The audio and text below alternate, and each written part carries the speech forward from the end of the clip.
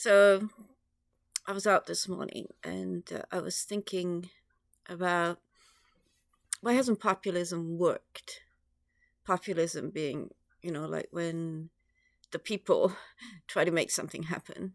Well, I mean, immediately it's sort of obvious that if you expected to go out there and demonstrate or complain or whatever, that's not your right role. I mean, why should we have to do that?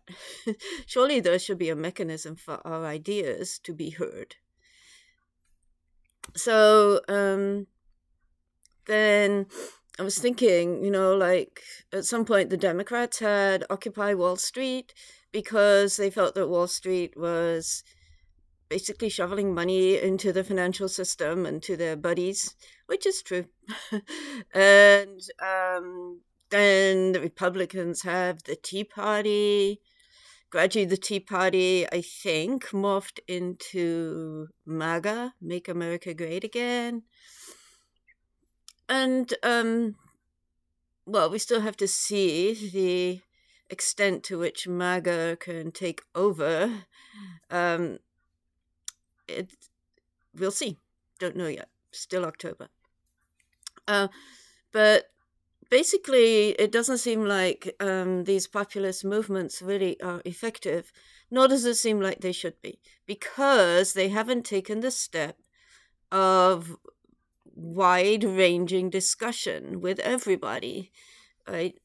Because I think, if you ask everybody, they're going to agree with the Occupy Wall Street people that, at least on to the extent that the ultra wealthy shouldn't be getting wealthier and wealthier. I don't think anybody would agree with the current distribution of wealth if you ask them, what would be your ideal distribution of wealth, for instance. But wealth confers such a huge benefit to people who are looking to influence politicians. And it's not always the politician's fault because our system sort of bows down to money. So I think, looking back, I would mostly say the biggest misstep came from the contract with America, which I think was Newt Gingrich, making like every Republican sign up that they would vote with the party. That's wrong. You know, we're not here to vote with a party. Nobody is supposed to be voting with a party. You're supposed to be representing the people who voted you, your constituents. So that's, I think, where that went wrong. And then, of course, Democrats, I guess they felt they had to follow suit. Not that I'm sure the Democrats have been trying to organize along those lines too, but I mean, I think it started with the contract with America. And so we're looking at a small subset of the population trying to control everybody through the government. And this is wrong.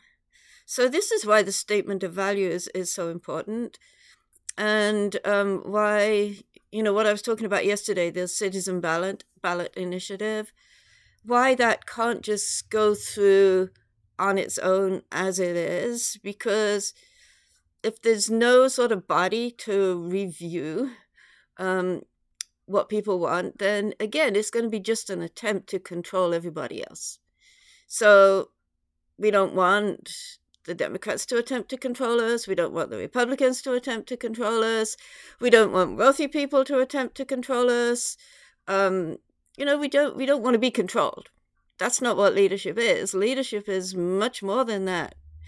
Leadership is having a great vision and then inspiring people to follow, to go along with that, or putting in like lower leadership that can actually sort of reach out and involve people and bring people in, but not in the sense of just sort of making them believe something, but showing everybody a vision, showing how we can work towards that collectively.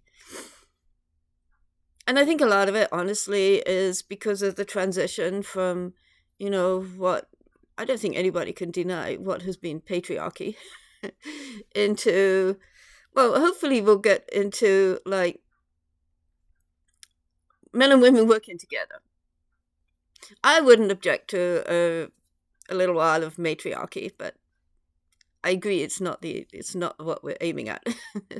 So we may be aiming at it a little bit right now, but fair's fair.